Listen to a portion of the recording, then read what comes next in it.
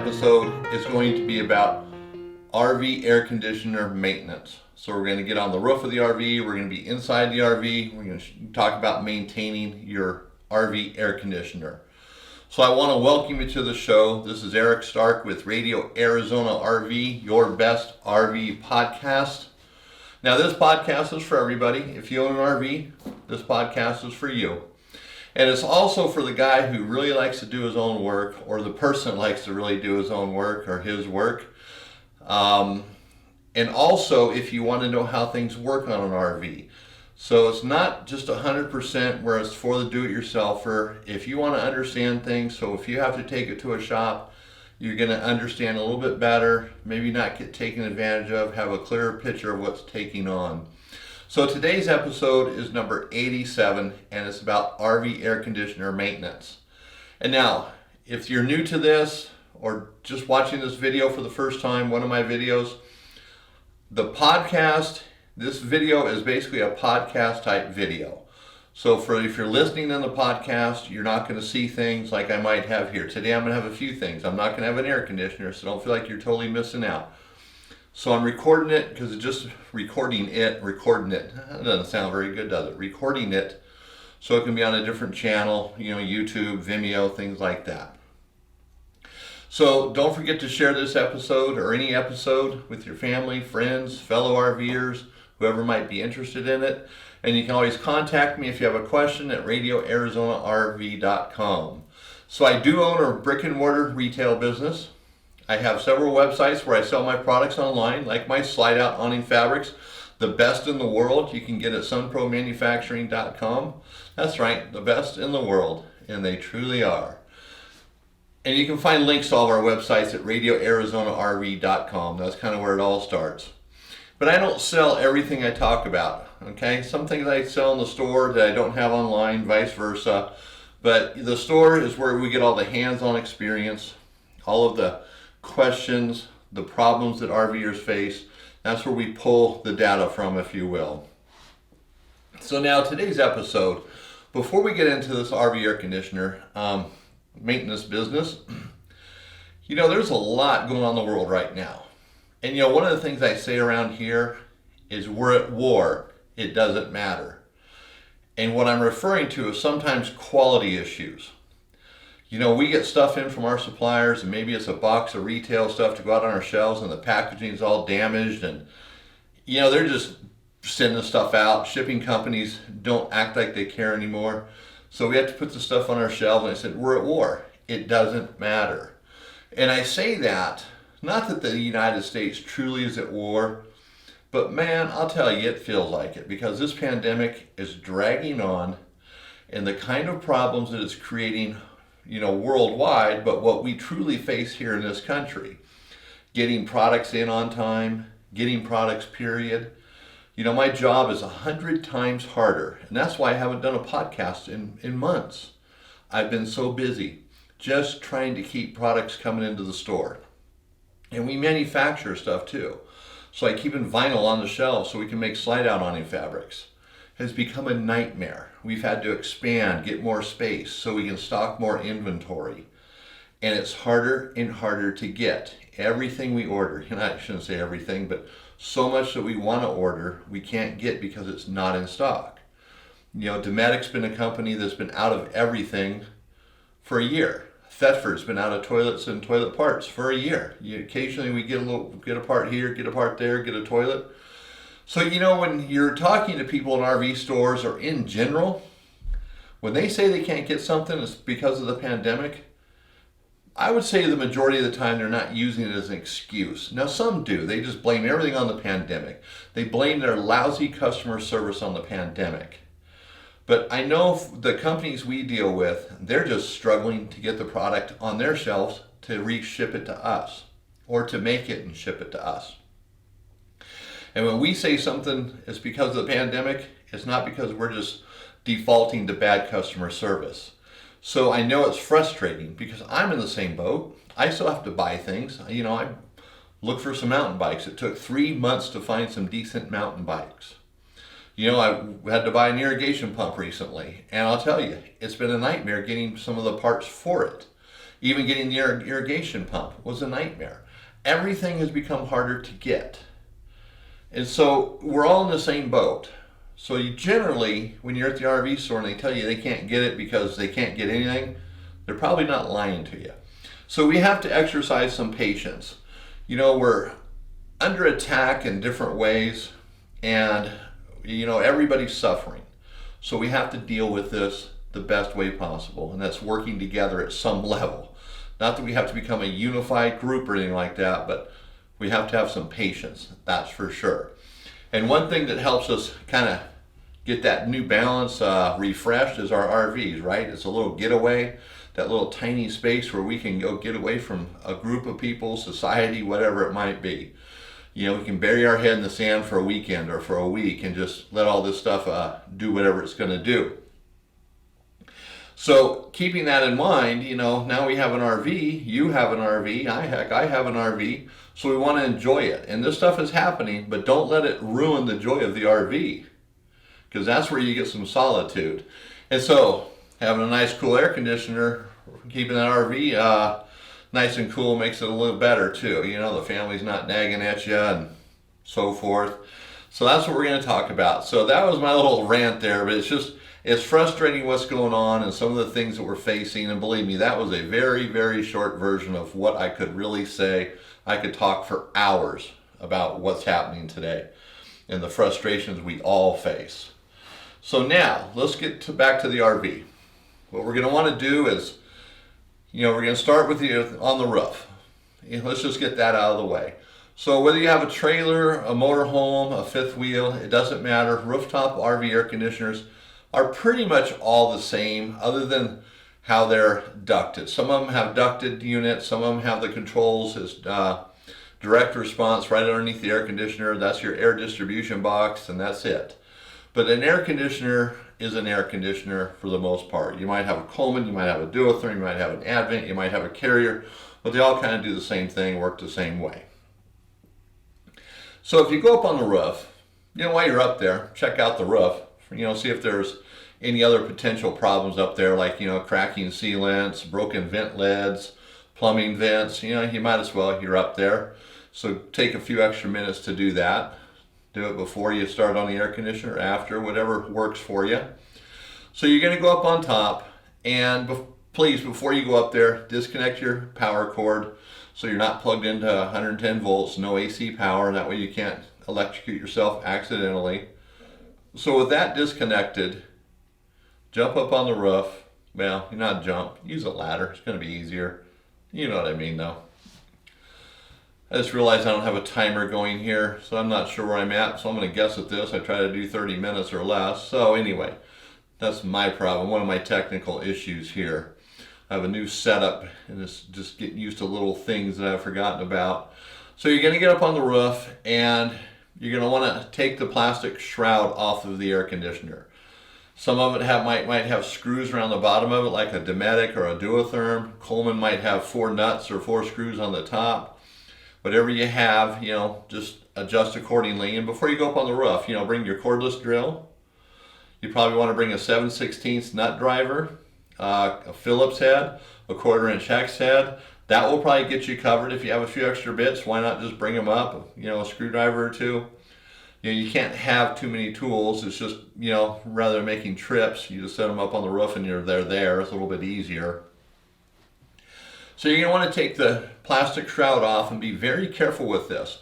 These plastic shrouds sometimes, could be up there for 10 years, 15 years, and it might be right on the verge of just wanting to fall apart, literally crumble in your hands.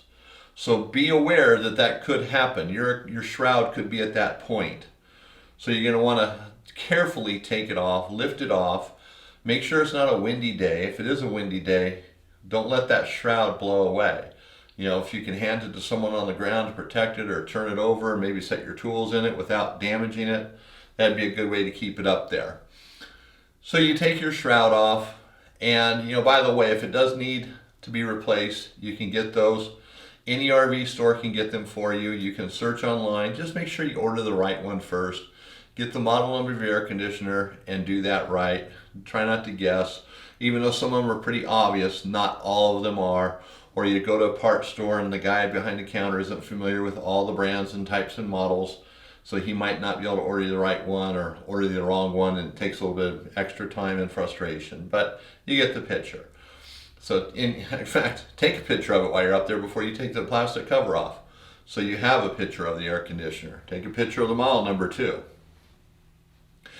Cameras are, well, our phone. We go without our, we just need to bring our phone everywhere so we can snap photos of this type of stuff. So you want to take the shroud off, and you're not going to see anything real crazy in there. You shouldn't anyways. There's going to be some dust and dirt. If you have compressed air, blow everything out real good, and that's pretty much all you can do, other than look for, maybe signs of oil on the compressor lines or around the compressor. Make sure there's not a leak of some sort. If Freon leaks, you'll see oil at the leak point. And you'll also want to clean the condenser coils while you're up there, the condenser and the coils. And there's a spray foam coil cleaner. This is one particular brand. This has a 3X on it. Works great on RVs. It's foaming, and you don't have to bring water up there and hose it down. You spray it on and let it do its thing. But if you have compressed air and you just blow everything out up there, it gets more of the dirt out. This stuff will work better if it has less dirt to have to process. Does that make sense? So basically, you're going to go up on the roof, do an inspection, clean out the coils, the condenser, spray this on there, and you should be done up on top of the roof. And at that point, you could put the cover back on. And then you're done. And so you should be able to go back down onto the ground now and go inside the RV. Now that being said, it doesn't always go that well. Sometimes the screws might be stripped out. Sometimes getting that cover back on can be a little bit of a pain, but you still have to go up there and do it. And I would recommending doing it once or twice a year, depending on where you're at. If it's an area like in the desert, a lot of sand, a lot of wind, probably twice a year, maybe even more. An area where you don't really have a lot of weather like that, it's drier but no sand blowing around, maybe once a year.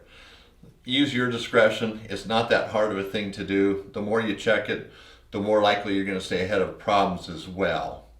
And so don't forget the cleaner, the 3X. Most RV stores will probably have it. If they don't have it in stock, they can get it. You can also go to air conditioning supply warehouses that, for residential. They don't always sell everything to the public, but they might sell it. Might be a higher price too. I know sometimes these places that don't deal with the public, their prices are over the top. So be careful with that. And next, you're going to go inside the RV, and you're going to want to open up the filters. Basically, each RV is a little bit different. Like a Dometic might have a filter that's similar to this, or a Duotherm, where it just snaps in. It's plastic, and the filter actually just comes off of the plastic base. Some Colemans are like that. Newer ones are a little bit different than older ones. Some of the older Colemans have a thicker filter. Long, narrow, thick. Sometimes they're green, kind of an identifying mark. Some of the filters look like this, they're similar in size, or you can get one like this and cut it down to fit. There's a multitude of filters, and the filter is probably the big thing that you want to check on the inside. That's really where a lot of the problems are, the inefficiency your air conditioning might have because it doesn't have enough air flowing through it. So the filter is going to be an important thing. Now, on some air conditioners, when you just take down the filter, you can actually see the bolts for the air conditioner that actually hold the air conditioner to the roof. If you can check those for tightness. If you really feel bold, you can just take the Phillips head screws out, or square tip, whatever they might be, and drop that whole ceiling assembly down and do a bigger inspection there. Maybe even hit it with a vacuum cleaner with a soft bristle brush and hit whatever you can in there, vacuum out the dust. Or you can blow it out with air, but inside an RV, that'd be a disaster. You don't really want to do that. But vacuuming it out would be okay. The cleaner you get it, the better it's going to be. But I'm not saying you have to do that. But if you have that down, you can definitely see the bolts that hold the air conditioner to the roof, and you can check those for tightness. Now, they're not going to be super duper tight, but you want to make sure they're not loose either, where water could go between the roof and the seal and just leak in. Or if your air conditioner is leaking water, well, there you go. That's tighten up the 4 bolts. If that doesn't work, take the 4 bolts out and replace that gasket. A little more work, but it'd be worth it. But I wouldn't do the gasket unless you have to do it. So now these filters that come in an RV air conditioner, you know, they're that foam stuff, you've seen it, and these are washable. So you can take these out and, you know, you can shake them out real good and then rinse them in the sink, in the hose, whatever, and wash them out. Now, they're not going to last forever doing that. You're going to have to replace them sooner or later, but you can do that. Now, there are other filters out there. There's RV air conditioner filters for the aftermarket. I don't have any with me. We are out. I have them on order, and hopefully they'll be here. It's one of those items, tough to get right now. And they will, or supposedly they'll be here next week. But nonetheless, you don't need to see them. They're just aftermarket air filters. You know, there's different brands, and they come in packaged nice. You know, they have descriptions on them. These type here come more in plastic bags, kind of bulk, maybe folded up. Dometic and Coleman, they're not really keen on packaging this type of stuff. It's more of a service thing, so it just gets put in a bin box on a shelf in a service department in most cases. So so these filters work great. I shouldn't say work great. They work. You know, they're going to let a lot of stuff through. I mean, you can kind of see, you know, you can see through them. So they're going to let smaller things through. It's going to catch a lot of junk in the air, but it's not going to catch everything. Now, me personally, on an RV, depending on where I'm at, the age of it, I might not care. Just, you know, the filter's a filter. I'm not going to worry too much about it. But if you do decide to go with the RV aftermarket ones, quite often they're much better quality. You know, they're not washable though, so you do throw them away, but they catch everything. It's more like an air filter in your house, you know, that catches a whole lot more. You know, the air filters in our home do a much better job than this, but apparently the RV air conditioning manufacturers feel that these are sufficient. Now, if you have allergies and stuff, these probably aren't sufficient, where that's where the aftermarket ones would come in, that would catch more of the allergens in the air. It'd catch, you know, animal fur. It's going to catch skin. You know, there's a ton of skin that comes off our body that goes into the air. It's going to catch all that. You know, these things can look pretty nasty and dirty when they go for a long time without being cleaned. And so, you know, keep in mind what's on there. It's a lot of nasty stuff. So that's really going to be the big thing on the inside, is taking that filter out and washing them out real good, letting them dry, putting them back in. And even the plastic component that the filter is attached to, or something like this, you know, newer Coleman ones are smaller. There's different sizes and flavors of these. Sometimes you have to bring the whole sealing assembly down on some of the older ones. But wash the plastic off. Get it clean too, because there's going to be dust and dirt on there. There's no point in cleaning the filter and leaving the rest of it dirty. So take advantage of it while you have it down. Just clean as much as you can. You know, even around the ceiling. Clean it up. So your inside maintenance is not going to be as hard or difficult as the outside, because it's inside, makes it easier, right? So you want to do that, and that's really about it. And the other thing to keep in mind when you're not using your air conditioner, you know, if you're not going to be using it for weeks, or for, you know, it's off season, get one of the soft vinyl air conditioner covers for it. All RV stores carry them, and they fit nice, and they keep a lot of that dirt and junk out of there that would get in there when it's just sitting. Because there's no point in not covering it and letting more stuff get into it. It's just more maintenance when the season starts. And so that might be your one of your cues too, is at the beginning of the season, do this maintenance. I know this is coming out kind of late in the season, but it's just, I've been so busy with so many other things, and people are still pulling their RVs out of storage, using it for the first, second time. So I just wanted to really hit this to make sure that, you know, we get on top of this maintenance. It doesn't matter if it's now or the beginning of the season, you still need to do it. And depending on where you go, you might need to do it during the season as well. Or if you're having problems, or if you haven't done anything, this might be that reminder as you look up at your air conditioner and you see all that nasty gook in there. I mean, I was in an RV the other day, and this filter was literally beige. It looked like a piece of cardboard was in there. So that filter had not been replaced or cleaned in years. And the air conditioner, how did it work? Not very good. You know, I just put a micro air easy start on it. so they could run it on a 2,000 watt Honda generator. And yeah, that's a plug for a Micro Air Easy Start. I should have brought one in here to show it to you. Awesome little device, man. Awesome. So it'll run an air conditioner on a 2,000 watt Honda. Or the other brand's a little bit bigger. But anyway, so I started on the air conditioner, I started up and it's just hardly blowing any air at all. And I look at the filter, it's just nasty. So, I took it out, cleaned it, put it back in, and the volume of air increased substantially. So we need to keep that in mind, keep things clean, and it's just maintenance. RVs have maintenance no matter what. Make your checklist, and just stay on top of it. It's easier to keep up with it than to catch up with it, We're busy, a lot of stuff going on, but before every trip, just go down your list and see what you need to do for that trip. Maybe make notes when you're on a trip. So that's going to be it for today. So RV filters, and all these filters are available at any RV store, and they are washable, or you get the aftermarket ones that are not washable. You just replace them when they get, beyond whatever it might be. It's too filthy to keep using. You just throw them away and get a new one. Then for on top, you want to get the 3X coil cleaner, foaming coil cleaner, condenser cleaner. Stuff works awesome, and it's no mess, no water. So that makes it even better. You're not hosing down the air conditioner and the roof at the same time. And if your shroud is getting cracked and broken, any RV store can get you a new one. And you don't have to get the same brand, or you don't have to get like a Duotherm or a Coleman. You can get aftermarket ones that are better quality.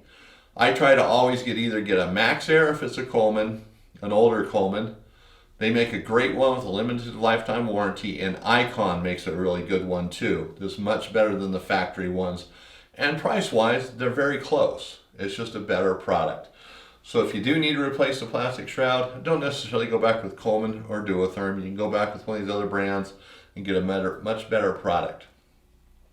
So that's going to wrap it up today. So that's RV air conditioner maintenance, episode number 87, and my little rant about the world scene and how difficult it is to get stuff and how we just have to be patient. So I want to thank you guys for listening and watching. And by the way, this is the second video we've done for the podcast, so still figuring out some little bugs here and there, but I want to thank you for tuning in, and this is Eric Stark with Radio Arizona RV.